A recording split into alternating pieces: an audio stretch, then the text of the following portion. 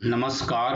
हमारी आज की वीडियो का विषय है गंगदत्त नामक मेंढक और प्रियदर्शन नामक सर्प की कथा का तीसरा भाग। कथा के गद्य भाग का हिंदी में सरल अनुवाद, शब्दों के अर्थ और 11 से लेकर श्लोकों की सप्रसंग व्याख्या। मैं डॉक्टर सलील कुमार, एसोसिएट प्रोफेसर, आपका केआरएम डीएवी कॉलेज नकोदर की ऑनलाइन डीएवी डिजिटल पाठशाला में स्वागत करता हूं। पंचतंत्र प्राचीन कथा साहित्य की अनुपम कृति। लेखक विष्णु शर्मा। विष्णु शर्मा द्वारा प्रणीत पंचतंत्र लब्धपनाश बीए पंचम सेमेस्टर गुरु नानक देव यूनिवर्सिटी अमृतसर के संस्कृत विषय के निर्धारित पाठ्यक्रम के अनुसार हम यहाँ पर पंचतंत्र के चतुर्थतंत्र लब्धपनाश में दी गई गौण कथा अथवा उपकथा सांप और मेंढक की दोस्ती के तीसरे भाग को करने जा रहे हैं। अब हम आरंभ करते हैं प्रियदर्शन सर्प गंगदत्त च मंडूक कथा का तीसरा भाग। तत् प्रयच्छामि अस्य एकम एकम प्रतिदिनम सुहृदम उक्तम च। तत्प्रयच्छामि तो मुझे प्रत्येक दिन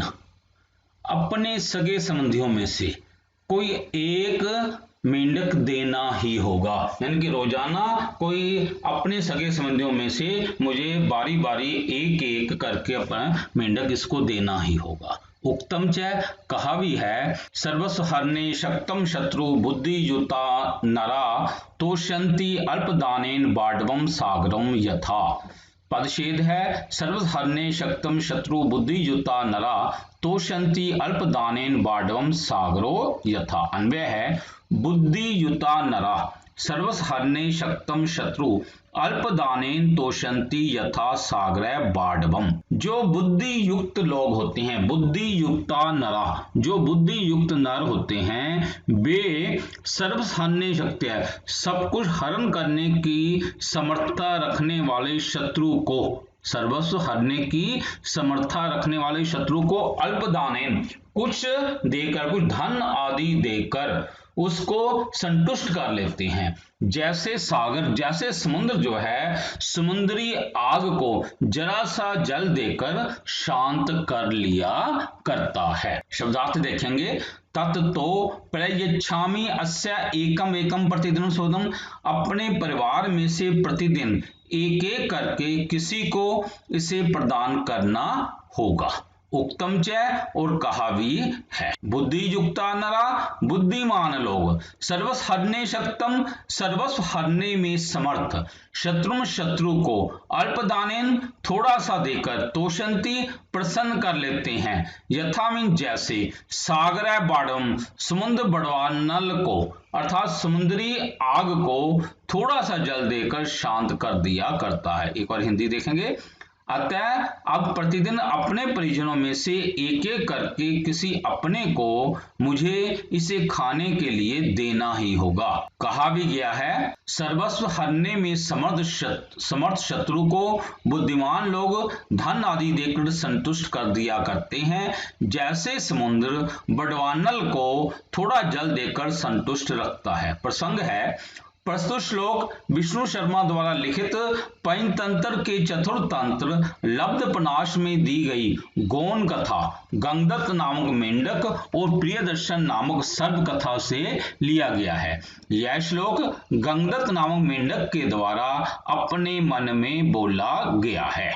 व्याख्या है, अपने रिश्तेदारों से अपमानित हुआ गंगदत्त नामक एक मेंढक कुएं से बाहर आकर अपने अपमान का बदला लेने की इच्छा से वह अपने रिश्तेदारों को विनाश करने का निश्चय करता है और वह प्रियदर्शन नामक काले सांप से सहायता मांगता है और उससे मित्रता करके वह उसे कुएं में ले जाता है। वहां कुएं में स्थित एक कोटर में उस सांप को वह ठहरा देता है। तत्पश्चात वह सांप को अपने सभी रिश्तेदार दिखा देता है, जिनको सांप धीरे धीरे करके खा जाता है। जब उस मेंढक के सभी शत्रु रिश्तेदार समाप्त हो जाते हैं तो सांप मेंढक से कहता है कि मैंने तुम्हारे सारे शत्रुओं को समाप्त कर दिया है, अब मेरे लिए भोजन का प्रबंध करो। तब गंगदत्त उसे कहता है कि जिस कार्य के तुम्हें इस कुएं में लाया गया था वह कार्य आपने संपन्न कर दिया है, अतः अब आप कृपा करके आप कुएं से बाहर चले जाइए। तब यह सुनकर गुस्से में आया हुआ सांप उस गंगदत्त से कहता है कि मेरे घर पर तो किसी दूसरे ने कब्जा कर लिया होगा, इसलिए अब मैं यहीं रहूंगा। तुम्हें इस स्थान पर ही मुझे अपने कुटुंब के लोगों में से एक एक करके मेंढक खाने के लिए देने होंगे, अन्यथा मैं यहाँ रहने वाले सभी मेंढकों को मारकर खा जाऊंगा। यह सुनकर वह अपने आप को कोसता हुआ कहता है कि मैंने इस सांप को इस कुएं में लाकर बहुत बड़ी गलती कर डाली है, किंतु इस समय यदि मैं इसकी बात नहीं मानूंगा तो यह गुस्से में आकर तुरंत मेरे कुटुंब के लोगों को मार डालेगा।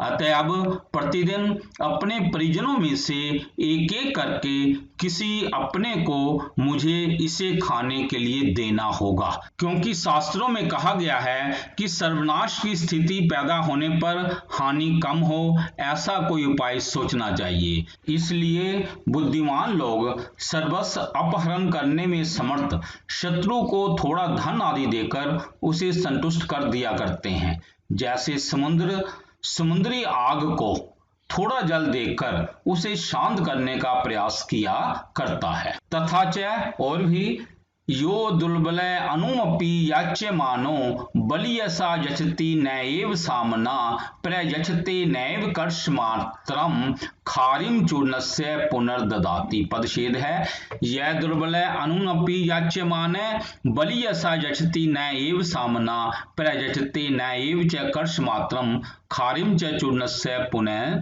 ददाति। अन्वय है, यह दुर्बल बलियसा सामना याच्यमान अनुमपि न एव यच्छति पुनः ददाति चूर्णस्य कर्षमात्रम च न ए प्रयच्छते च पुनः खारिम ददाति। यह जो व्यक्ति दुर्बल होते हुए भी, कमजोर होते हुए भी बलवान व्यक्ति के द्वारा नम्रता पूर्वक मांगे जाने पर भी, याच्यमाना मीन मांगे जाने पर भी, नम्रता पूर्वक मांगे जाने पर भी अनुनपि उसको थोड़ा सा भी नहीं देता है, किंतु पुनः ददाति लेकिन बाद में किसी न किसी दबाव में आकर दे देता है। जैसे कोई व्यक्ति जरा से आटे को अर्थात चूर्ण बराबर आटे को भी किसी को नहीं देना चाहता, लेकिन वही बाद में खारिम ददाती, वही बाद में उसको एक मन आटा दे देता है, अर्थात किसी न किसी के दबाव में आकर उसको पूरा का पूरा एक मन आटा दे देता है। शब्दार्थ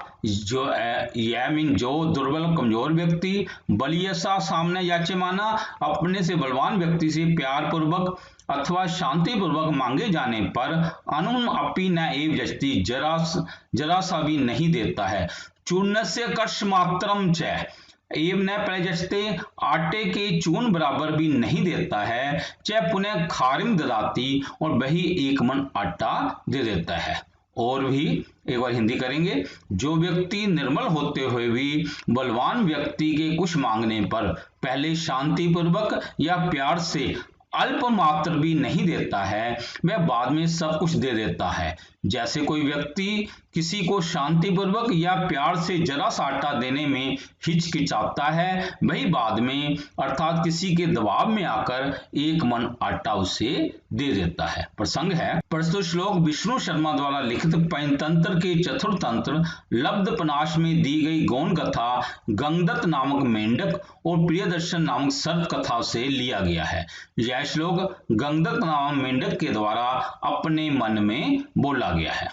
व्याख्या है, गंगदत्त नामक मेंढक के कहने पर प्रियदर्शन नामक सर्प उसके साथ कुएं में जाता है और उसके द्वारा बताए गए सभी रिश्तेदारों को धीरे धीरे खाता रहता है। जब उस गंगदत्त के सभी शत्रु रिश्तेदार समाप्त हो जाते हैं तो सांप मेंढक से कहता है कि मैंने तुम्हारे सारे शत्रुओं को समाप्त कर दिया है, अब मेरे लिए और भोजन का प्रबंध करो। तब गंगदत्त उसे कहता है कि जिस कार्य के लिए तुम्हें इस कुएं में लाया गया था वह कार्य आपने संपन्न कर दिया है, अतः अब आप कृपा करके अब कुएं से बाहर चले जाइए। तब यह सुनकर गुस्से में आया सांप उस गंधर्व से कहता है कि मेरे घर पर तो किसी दूसरे ने कब्जा कर लिया होगा, इसलिए अब मैं यही रहूंगा। तुम्हें इसी स्थान पर मुझे अपने कुटुंब के लोगों में से एक एक करके मेंढक खाने के लिए देने होंगे, अन्यथा मैं यहाँ रहने वाले सभी मेंढकों को मारकर खा जाऊंगा। तब अत्यंत व्याकुल हुआ वह गंधर्व निश्चय करता है कि अब प्रतिदिन अपने परिजनों में से एक एक करके किसी अपने प्रिय बंधु को मुझे इसे खाने के लिए देना होगा, क्योंकि शास्त्रों में कहा गया है कि सर्वनाश की स्थिति पैदा होने पर हानि कम हो, ऐसा कोई उपाय सोचना चाहिए। तथा जो व्यक्ति अपने निर्बल होते हुए भी बलवान व्यक्ति के कुछ मांगने पर पहले शांति पूर्वक या प्यार से अल्प मात्र भी नहीं देता है, वह बाद में सब कुछ दे देता है। जैसे जो व्यक्ति किसी को शांति पूर्वक या प्यार से जरा सा आटा देने में हिचकिचाता है, वही बाद में किसी के दबाव में आकर एक मन आटा भी उसे दे देता है। अतः अपने कुटुंब के लोगों में से एक मेंढक को इस सांप को प्रतिदिन दिया जाए। सर्वनाश से बचने का यही मार्ग दिखाई दे रहा है। कहीं ये सांप और ज्यादा गुस्सा ना हो जाए, इसलिए थोड़ा सा देकर काम चला लेते हैं, अर्थात प्रतिदिन अपने परिवार में से एक मेंढक देकर ही अभी काम चला लेते हैं। आगे देखते हैं कोई उपाय इस सांप से बचने का।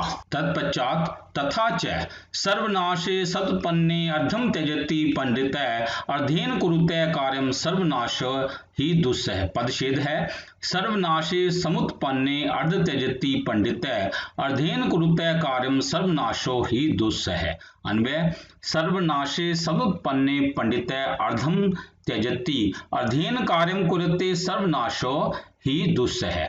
सर्वनाशे समुत्पन्ने पंडित, सर्वनाश के उत्पन्न होने पर अर्थात जब दिखाई दे रहा हो कि सर्वनाश होने जा रहा है, तो पंडित लोग अर्थात विद्वान लोग आधे का त्याग कर देते हैं। मतलब उस सर्वनाश से बचने के लिए उसमें से आधे का त्याग कर देते हैं और उस बचे हुए अर्धेन कार्य करते हैं और उस बचे हुए आधे से ही कार्य चलाते हैं।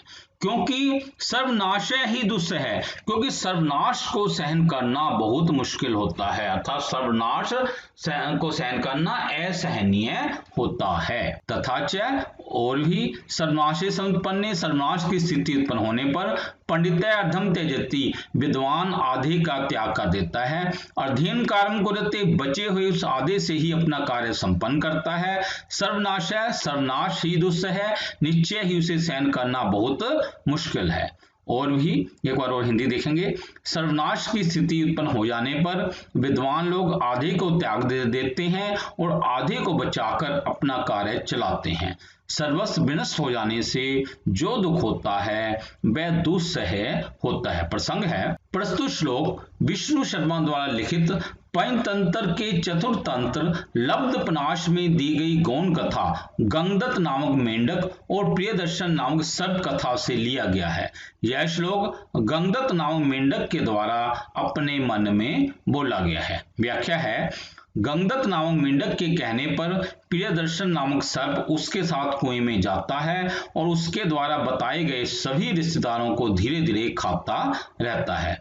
जब उस गंगदत्त के सभी शत्रु रिश्तेदार समाप्त हो जाते हैं तो सांप मेंढक से कहता है कि मैंने तुम्हारे सारे शत्रुओं को समाप्त कर दिया है, अब मेरे लिए और भोजन का प्रबंध करो। तब गंगदत्त उसे कहता है कि जिस कार्य के लिए तुम्हें इस कुएं में लाया गया था वह कार्य आपने संपन्न कर दिया है, अतः अब आप कृपा करके अब कुएं से बाहर चले जाइए। तब यह सुनकर गुस्से में आया हुआ सांप उस गंगदत्त से कहता है, मेरे घर पर तो किसी दूसरे ने कब्जा कर लिया होगा, इसलिए अब मैं यहीं रहूंगा। तुम्हें इस स्थान पर ही मुझे अपने कुटुंब के लोगों में से एक एक करके मेंढक खाने के लिए देने होंगे, अन्यथा मैं यहाँ रहने वाले सभी मेंढकों को मारकर खा जाऊंगा। तब अत्यंत व्याकुल हुआ। वह गंधक निश्चय करता है कि अब प्रतिदिन अपने परिजनों में से एक एक करके किसी अपने प्रिय बंधु को मुझे इसे खाने के लिए देना होगा, क्योंकि शास्त्रों में कहा गया है कि सर्वनाश की स्थिति पैदा होने पर हानि कम हो, ऐसा कोई उपाय सोचना चाहिए।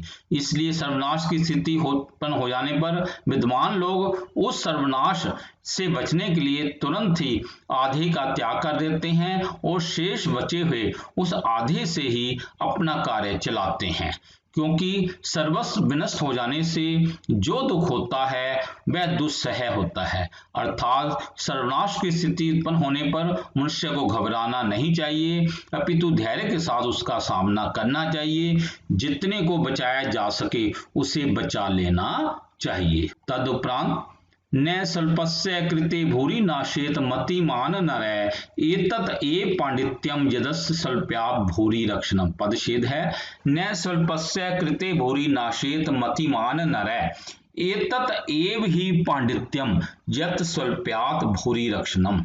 अन्वय है, मतिमान नरः स्वल्पस्य कृते भूरि न नाशेत एतत् एव पांडित्यम यत् स्वल्प्यात् भूरि रक्षणम। मतिमान नरः, जो बुद्धिमान व्यक्ति है वह थोड़े के लिए, स्वल्पस्य मीन थोड़े के लिए ज्यादा का नाश नहीं करता। भूरिम न नाशेत, जो बुद्धिमान व्यक्ति है वह थोड़े के लिए ज्यादा का नाश नहीं किया करता, अपितु उसकी बुद्धिमत्ता इसमें ही है। पांडित्य माने उसकी बुद्धिमत्ता इसी में ही है कि वह थोड़ा देकर, स्वल्प्यात थोड़ा देकर, भूरि रक्षणम ज्यादा को बचा ले। स्वल्प्याप मतलब थोड़ा सा देकर, भूरि रक्षण ज्यादा की वो रक्षा कर ले। शब्दार्थ है, मतिमान नरः बुद्धिमान व्यक्ति, स्वल्पस्य कृते थोड़े के लिए, भूरि न नाशेत ज्यादा का विनाश नहीं करना चाहिए, एतत् एव ही निश्चय रूप से यही, पांडित्य माने बुद्धिमत्ता है, यत स्वल्प्याप ही थोड़े से, भूरि रक्षणम अधिक को बचा लिया जाए। एक और हिंदी देखेंगे, बुद्धिमान व्यक्ति को थोड़े के लिए ज्यादा का विनाश नहीं करना चाहिए, बुद्धिमत्ता तो इसी में है कि थोड़ा सा देकर अधिक को बचा लिया जाए। प्रसंग है, प्रस्तुत श्लोक विष्णु शर्मा द्वारा लिखित पंचतंत्र के चतुर्थ तंत्र लब्धपनाश में दी गई गौण कथा गंगदत्त नामक मेंढक और प्रियदर्शन नामक सर्प कथा से लिया गया है। यह श्लोक गंगदत्त नामक मेंढक के द्वारा अपने मन में बोला गया है। व्याख्या है, गंगदत्त नामक मेंढक के कहने पर प्रियदर्शन नामक सर्प उसके साथ कुएं में जाता है और उसके द्वारा बताए गए सभी रिश्तेदारों को धीरे धीरे खाता रहता है। जब उस गंगदत्त के सभी शत्रु रिश्तेदार समाप्त हो जाते हैं तो सांप मेंढक से कहता है कि मैंने तुम्हारे सारे शत्रुओं को समाप्त कर दिया है, अब मेरे लिए और भोजन का प्रबंध करो। तब गंगदत्त उसे कहता है, जिस कार्य के लिए तुम्हें इस कुएं में लाया गया था वह कार्य आपने संपन्न कर दिया है, अतः अब आप कृपा करके कुएं से बाहर चले जाइए। तब यह सुनकर गुस्से में आया हुआ सांप उस गंगदत्त से कहता है कि मेरे घर पर तो किसी दूसरे ने कब्जा कर लिया होगा, इसलिए अब मैं यहीं रहूंगा। तुम्हें इस स्थान पर ही मुझे अपने कुटुंब के ही लोगों में से एक एक करके मेंढक खाने के लिए देने होंगे, अन्यथा मैं यहाँ रहने वाले सभी मेंढकों को खा जाऊंगा। तब अत्यंत व्याकुल हुआ वह गंगदत्त निश्चय करता है कि अब प्रतिदिन अपने परिजनों में से एक एक करके किसी अपने प्रिय बंधु को मुझे इसे खाने के लिए देना होगा, क्योंकि शास्त्रों में कहा गया है कि सर्वनाश की स्थिति पैदा होने पर हानि कम हो, ऐसा कोई उपाय सोचना चाहिए। इसलिए बुद्धिमान व्यक्ति को थोड़े के लिए ज्यादा का विनाश नहीं करना चाहिए, बुद्धिमत्ता तो इसी में है कि थोड़ा सा देकर अधिक को बचा लिया जाए। अतः अपने सारे कुटुंब की रक्षा हेतु अपने कुटुंब के लोगों में से एक मेंढक को प्रतिदिन इस सांप को दिया जाए, यही इस समय उचित प्रतीत होता है। अर्थात सर्वनाश से बचने का यही मार्ग दिखाई दे रहा है। तदुपरांत एवं निश्चिंत्य नित्यम स एकम तम सर्वभक्षणाय आदिशति स अपि तम भक्षित्वा तस्य परोक्षे अन्यान अपि भक्षति। एवं निश्चित्य, इस प्रकार निश्चय करके वह प्रतिदिन उस सांप को खाने के लिए एक मेंढक को का आदेश देता है और वह सांप भी उस दिखाए गए को खाकर, मतलब जो बताया गया, जो मेंढक कहता है कि इसको खाना है, उस बताए हुए को खाकर उसकी पीठ के पीछे परोक्ष से उसकी पीठ के पीछे दूसरे मेंढकों को भी खा लेता है। शब्दार्थ एवं इस प्रकार निश्चय करके नित्य प्रतिदिन एकम एकम एक केवल एक को तब सर्पभक्षणाय आदिशति उस सांप को खाने को आदेश देता है। सयापि वह सांप भी तम भक्षित्वा उसके द्वारा निर्दिष्ट मेंढक को खाकर तस्य परोक्षे उस गंधक के परोक्ष में अर्थात पीठ के पीछे अन्यान अपि भक्षति दूसरे अन्य मेंढकों को भी पकड़कर खा लिया करता था।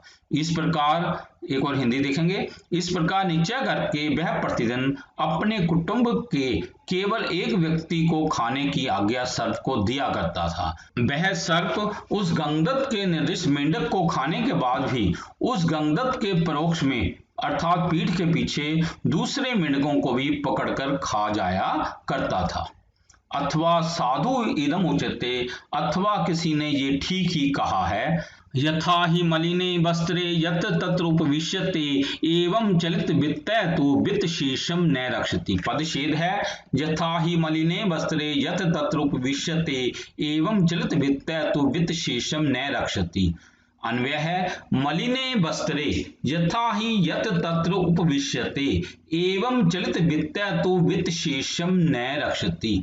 जिस प्रकार मलिन वस्त्र वाला व्यक्ति इधर उधर बैठ जाया करता है, अर्थात उसके मन में ये नहीं रहता कि मेरे कपड़े और भी गंदे हो जाएंगे, तो वह कहीं भी बैठ जाता है। उसी प्रकार जिस व्यक्ति का बहुत ज्यादा धन नष्ट हो गया हो तो वह उस बचे हुए धन को खर्च होते हुए देखकर भी उसकी रक्षा नहीं किया करता, अर्थात उसे तब परवाह नहीं होती कि जो अब नष्ट हो गया तो हो जाने दो, मतलब बचे हुए धन की भी वो रक्षा नहीं करता था, उसको भी नहीं बचाने की कोशिश नहीं करता। मलिन वस्त्रे मैले वस्त्रों से यथा ही निश्चय रूप से जैसे यत तत्र उपविशते इधर उधर कहीं भी बैठ जाया करता है, एवं उसी प्रकार चलित वित्तत्व विशेषम न रक्षति।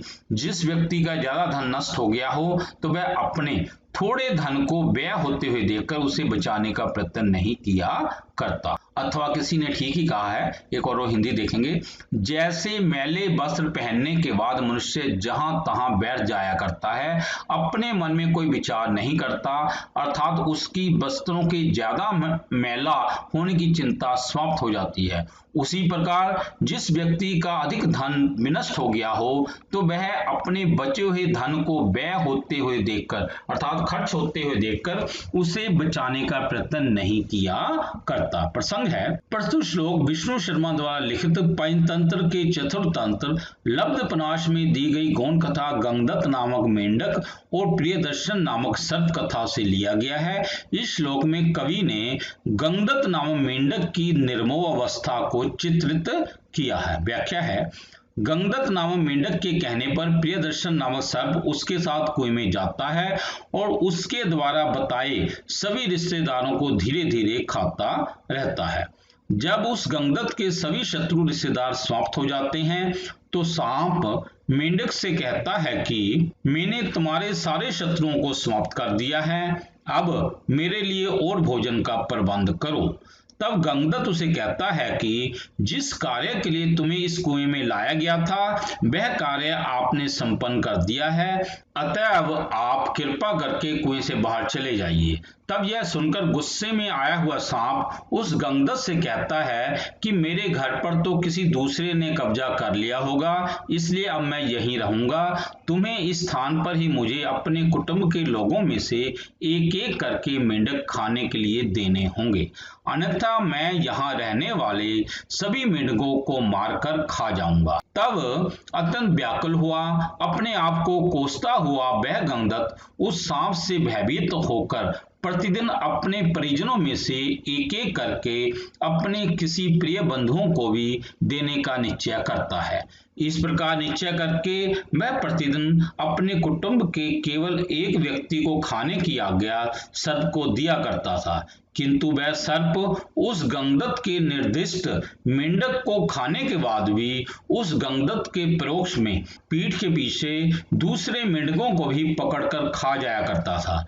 किंतु वह गंगदत्त अपने सामने ये सब होता हुआ देखते हुए भी अनजान सा बना रहता था, क्योंकि वह अपने सामने अपने सभी रिश्तेदारों की निर्मम हत्या देख चुका था और उसकी आंखों के सामने ही प्रतिदिन उसका कोई प्रिय सगा संबंधी सांप के हाथों मारा जा रहा था।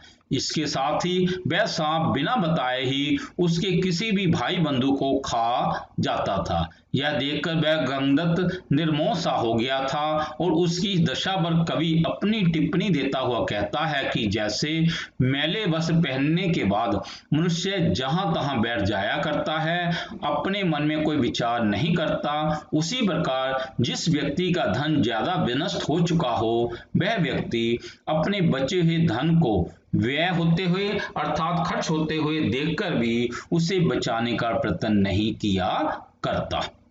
आगे है, अथ अन्य दिने तेन अपरान मंडुतान भक्षित्वा गंगदत्त सुतः यमुना दत्त भक्षिता तम भक्षितम ज्ञात्वा गंगदत्त तार सवरेन धिक धिक इति प्रलाप पर कथंचित अपि न बीरमाम ततः सब पत्नियां अभिहिता। तत्पश्चात अन्य दिने किसी दिन उसने उस सांप के द्वारा अप्राण मंडुकान दूसरे मेंढकों को खाने के बाद उसने गंगदत्त के बेटे यमुना दत्त को भी खा लिया। किसी दिन उसने जैसे मेंढकों को खाया था, इसके साथ उसने गंगदत्त के बेटे यमुना दत्त को भी खा लिया।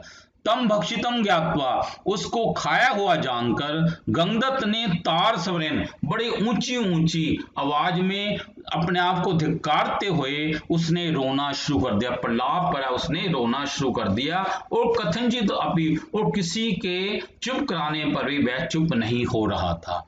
ततः सब पत्नियां भीतर तब उसकी पत्नी ने उसको कहा। एक बार शब्दार्थ देखेंगे। अत इसके पश्चात अन्य दिने किसी दिन तेन उस सांप के द्वारा अपरान मंडुतान भक्षित्वा दूसरे मेंढकों को खाकर गंगदत्त सुतः यमुना दत्त भक्षितः गंगदत्त का पुत्र यमुना दत्त खा लिया गया।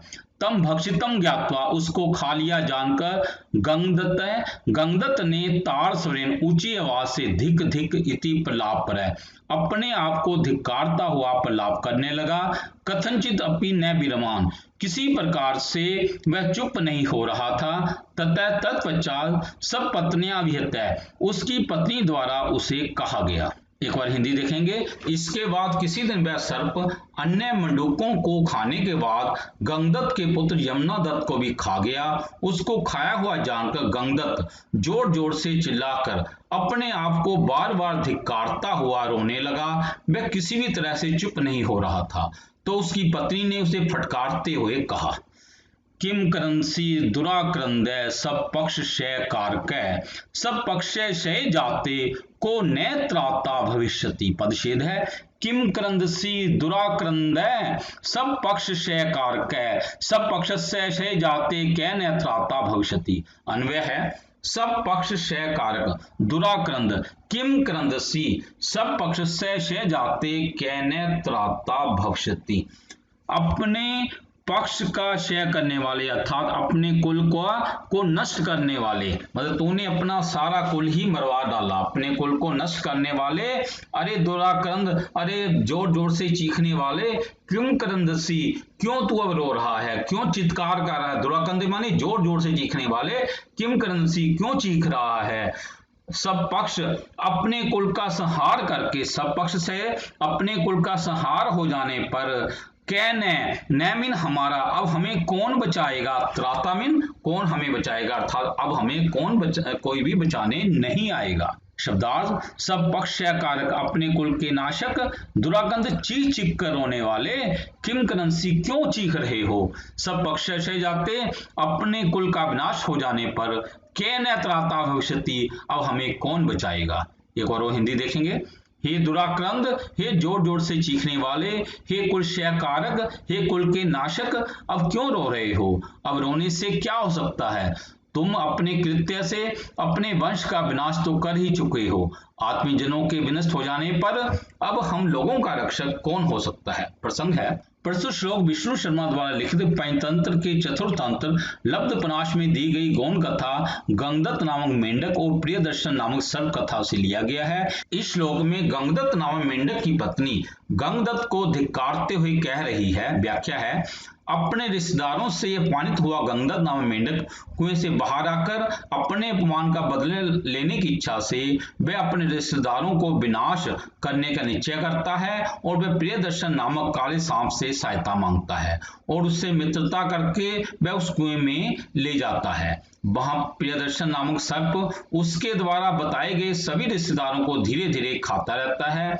जब उस गंगदत्त के सभी शत्रु रिश्तेदार समाप्त हो जाते हैं तो सांप मेंढक से कहता है कि मैंने तुम्हारे सारे शत्रुओं को समाप्त कर दिया है, अब मेरे खाने के लिए कुछ मेंढकों का प्रबंध करो। तब गंगदत्त उसे कहता है कि जिस कार्य के लिए तुम्हें इस कुएं में लाया गया था वह कार्य संपन्न हो चुका है, अतः अब आप कृपा करके कुएं से बाहर चले जाइए। तब यह सुनकर सांप गंगदत्त से कहता है कि मेरे घर पर तो किसी दूसरे ने कब्जा कर लिया होगा, इसलिए अब मैं यहीं रहूंगा। तुम्हें इस स्थान पर ही मुझे अपने कुटुंब के लोगों में से एक एक करके मेंढक खाने के लिए देने होंगे, अन्यथा मैं यहाँ रहने वाले सभी मेंढकों को मारकर खा जाऊंगा। तब भयभीत हुआ, अपने आप को कोसता हुआ वह गंगदत्त प्रतिदिन अपने कुटुंब में से एक मेंढक को उस सांप को खाने के लिए देने लगता है, किंतु विश्वासघाती वह सर्प उस गंगदत्त के निर्दिष्ट मेंढक को खाने के बाद भी उस गंगदत्त के परोक्ष में अर्थात पीठ के पीछे दूसरे मेंढकों को ही पकड़कर खा लिया करता था। फिर एक दिन वह सर्प बिना बताए ही गंगदत्त के पुत्र यमुनादत्त को भी खा गया। जब गंगदत्त को ये पता चला तो वह जोर जोर से चिल्लाकर अपने आप को बार बार धिक्कारता हुआ रोने लगा। तब उसकी पत्नी ने उसे फटकारते हुए कहा कि अरे जोर जोर से चीखने वाले, हे कुल के नाशक, अब क्यों व्यर्थ रो रहे हो? अब तुम्हारे रोने से क्या हो सकता है? तुम अपने कुकृत्य से अपने वंश का विनाश पहले ही कर चुके हो। आत्मीय जनों के विनष्ट हो जाने पर अब हम लोगों का रक्षक कौन हो सकता है? अर्थात तुम्हारे इस पाप के कारण हमारी कोई सहायता भी नहीं करेगा। तत्पश्चात यदि एवं अद्यापि विचिन्त्यताम आत्म निष्क्रम अस्य वध उपाय च, तो कहती है फिर भी अब तुम कोई विचार करो, विचिंतन विचार करो यहाँ से भागने का, निष्क्रमण यहाँ से निकलने का और इसके वध का, मतलब कोई ना कोई विचार करो कि यहाँ से भागने का या इस सांप को वध के उपाय का।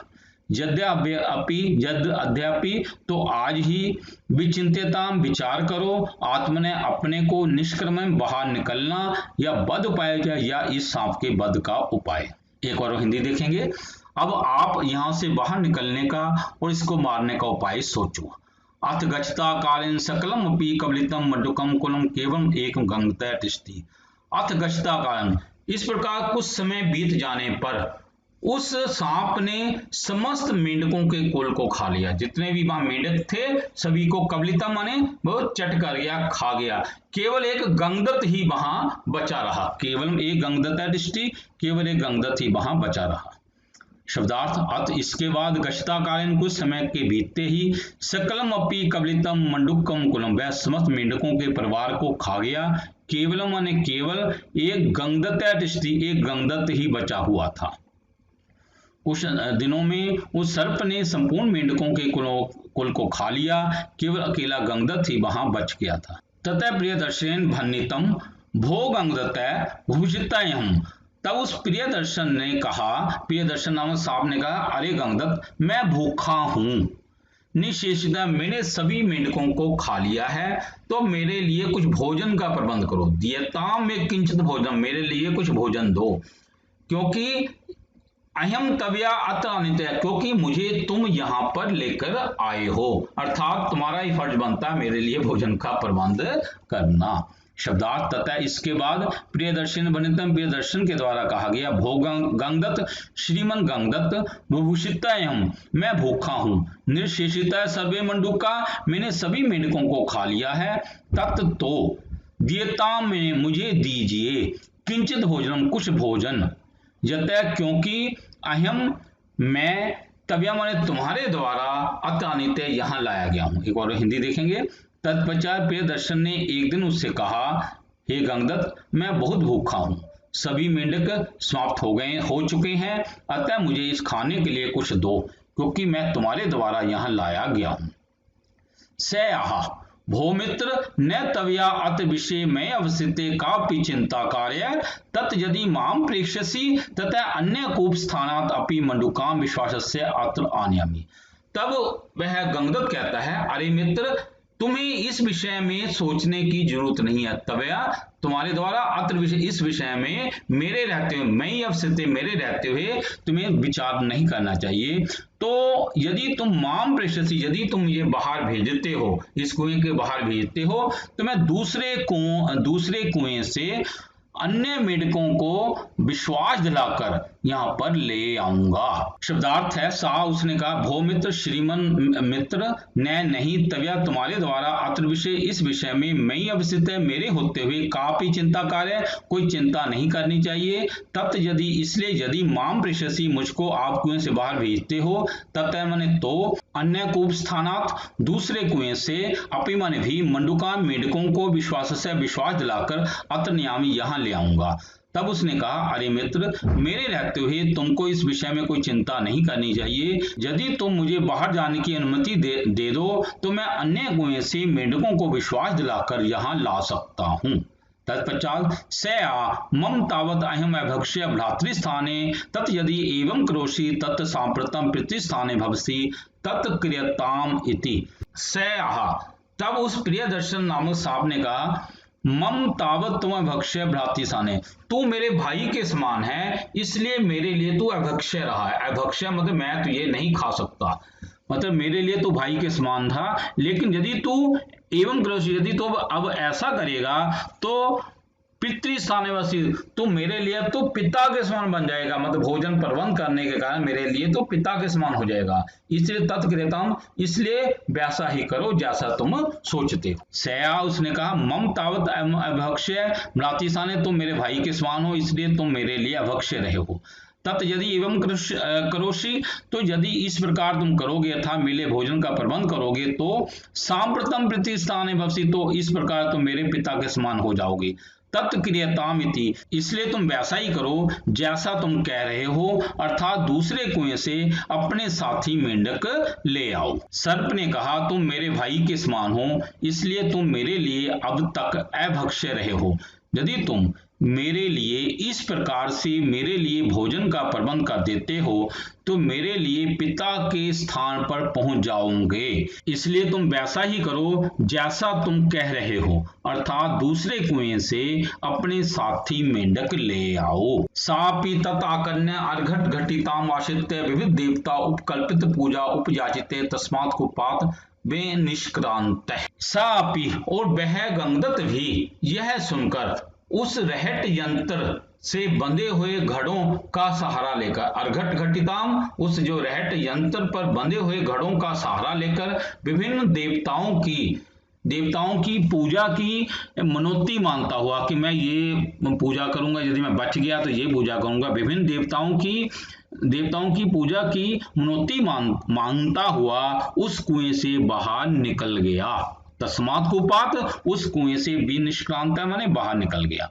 साप्रति वह भी तत्कन्यम यह सुनकर अर्घर घटितामाश्रित्य रहट यंत्र में बंधे घड़ों की सहायता लेकर विविध देवता उपकल्पित पूजा याचित है विभिन्न देवताओं की विभिन्न प्रकार की पूजा की मनोती मानता हुआ तस्मात् कुपात उस कुएं से बिन निष्क्रांत बाहर निकल गया। तब सर्प की बात को सुनकर वह मंडूकराज रहट यंत्र पर बंधे घड़ों की सहायता से विविध देवताओं की विभिन्न प्रकार की पूजा करने की मनोती मानता हुआ उस कुएं से बाहर निकल गया। प्रियदर्शन अपि तत् आगमन आकांक्षया तत्रस प्रतीक्षमाना तिष्ठति अचिरात् अनागते गंगद प्रियदर्शन अन्य कोट निवासिनी गोधाम उवाच भद्रे क्रियताम स्तोत्रम सायं यतः चिर परिचितम गंगदतः। प्रियदर्शन भी उसके आने की प्रतीक्षा करता है कि यह वह वापस आएगा, उसके आने की प्रतीक्षा करता हुआ वहां रुका रहा। अथ चिराग, जब बहुत समय तक या बहुत दिनों तक वह गंगदत्त नहीं आया, तब प्रियदर्शन ने अन्य कोटर, उसी कुएं के एक अन्य कोटर में रहने वाली गो से कहा, अरे भद्रे, हे बहना, क्रियताम स्तोत्रम सहायतम, मेरी सहायता तो करो, क्योंकि गंगदत्त तुम्हारा परिचित है, चिर परिचित है, गंगदत्त तुम्हारा बहुत समय से परिचित रहा है। शब्दार्थ प्रियदर्शन भी तत् आगम आकांक्षा, उसके आने की आशा से, तत्रस्थ बाहर रहते हुए ही, प्रतीक्षमाना दृष्टि, उसकी प्रतीक्षा करता रहता है। अत इसके बाद चिराग, बहुत समय के बाद भी, अनागते गंगदत्त के न आने पर प्रियदर्शन ने अन्य कोटर निवासिनी, उसी कुएं के अन्य कोटर में रहने वाली गोधाम वाच, गो से कहा, भद्रे, हे बहना, क्रियताम स्तोत्रम सायं, थोड़ी सी मेरी सहायता तो करो, यतः, क्योंकि चिर परिचित ते गंगदत्त तेरा बहुत समय से परिचित रहा है। एक बार हिंदी देखेंगे। प्रियदर्शन भी उसके वापस आने की आशा से वहां रहते हुए उसकी प्रतीक्षा करता रहता है। इसके बाद बहुत समय के बाद भी गंगदत्त के आने पर प्रियदर्शन ने उस कुएं के अन्य कोटर में रहने वाली एक गो से कहा, हे बहना, थोड़ी सी मेरी सहायता तो करो, क्योंकि गंगदत्त तुम्हारा पुराना परिचित है। तत्पश्चात तत्र गत्वा सकाशं कुत्रचित् जलाशयं विषय मम संदेशं कथय येन आगम्यताम् एकाकिनी अपि भवता दुरुत्तमम् यदि अन्य मंडूपा न आगच्छन्ति अहं तव्या विना न अत्र वस्तुं शक्नोमि तथा यदि अहं तम विरुद्धम आचरामि तत् सुकृतम अन्ये मां विघृतम। कुत्र जलाशय विषय, मतलब तुम किसी जलाशय में उसको ढूंढो और तत्र गत्वा सकाशम, उसके पास जाओ, किसी तालाब आदि में, किसी जलाशय में पहले तो उसको ढूंढो और उसके सकाशम, उसके पास जाओ और मम संदेशम गथे, मेरा संदेश कह दो कि जिससे यदि अन्य मेंढक नहीं आते हैं तो तुम्हारे कहने से वह अकेला ही मेरे पास चला आए, क्योंकि मैं उसके बिना यहाँ नहीं रह पा रहा हूं और यदि मैं उसके विरुद्ध कोई गलत आचरण भी नहीं करूंगा, तब मैं तुम्हारे विरुद्ध कोई आचरण में भी नहीं करूंगा, तब सुकृतम अंतरे में गृतम, मैंने अपने सारे पुण्य जो है ये इस प्रकार रख दिए, यदि मैं कोई विरुद्ध कोई आचरण करूं तो मेरे सारे पुण्य जो हैं वे धरे के धरे रह जाएं, अर्थात मैं अपने पुण्यों की सौगंध खाता हूं कि मैं तुम्हारे विरुद्ध कोई विरुद्ध आचरण नहीं करूंगा। कुत्र जलाशय, किसी जलाशय में उसे ढूंढकर, तत्सकाशम गत्वा, उसके पास जाकर, मम संदेशम कथ्य, मेरा संदेश कह दो, येन आगम्यताम एकाकिनी अपनी भवता दुर्तम, आपके कहने पर जिससे वह अकेला ही तुरंत यहाँ चला आए, यदि अन्य मंडूका, यदि अन्य मेंढक न आगच्छन्ति, नहीं आ रहे हैं, अहम तव्या, मैं तुम्हारे बिना अत्र वस्तुम शक्नोमि, तुम्हारे बिना यहाँ नहीं रह सकता, तथा यदि उसके मन में कोई शंका है, अहम तम विरुद्धम आचरण, मैं उसके विरुद्ध आचरण नहीं करूंगा, तत् सुकृतम अन्य मां विघृतम, मेरे द्वारा सभी पुण्य पीछे रख दिए गए हैं, अर्थात मैंने सभी पुण्य मेरे समाप्त हो जाएं यदि मैं तुम्हारे विरुद्ध कोई आचरण करूंगा। एक बार हिंदी देखेंगे। अतः किसी जलाशय आदि में जाकर उसे ढूंढकर मेरा संदेश कहो, यदि अन्य मेंढक नहीं मिल रहे हैं तो वह अकेला ही यहाँ शीघ्र लौट आए, मैं तुम्हारे बिना यहाँ रह पाने में असमर्थ हूँ, तथा यदि उसके मन में कोई आशंका है तो उसे कह देना, यदि मैं उसके विरुद्ध कोई आचरण करूं तो समझो मैंने अपने सभी पुण्य पीछे रख दिए हैं, अर्थात मेरे सभी पुण्य समाप्त हो जाएं, अर्थात मैं अपने पुण्यों की सौगंध खाता हूं कि कभी उसका अनिष्ट नहीं करूंगा।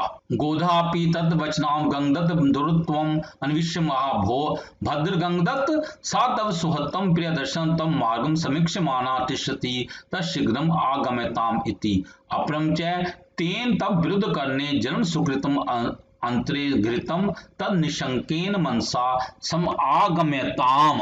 गो ने भी तद वचनात् गो ने तो पहले उसको अन्विष्य उसको जल्दी से ढूंढ लिया। गोधा दुरुत्तमो अन्विष्य, गो ने उसको तुरंत उसको ढूंढ लिया और उसके वचनों को गंगदत्त से कहा, अरे भद्र गंगदत्त, तुम्हारा प्रिय मित्र प्रियदर्शन जो है तुम्हारे प्रतीक्षा कर रहा है, तुम्हारे मार्ग की प्रतीक्षा कर रहा है कि तुम कब आओगे, इसलिए जल्दी आगम्यताम, जल्दी आ जाओ।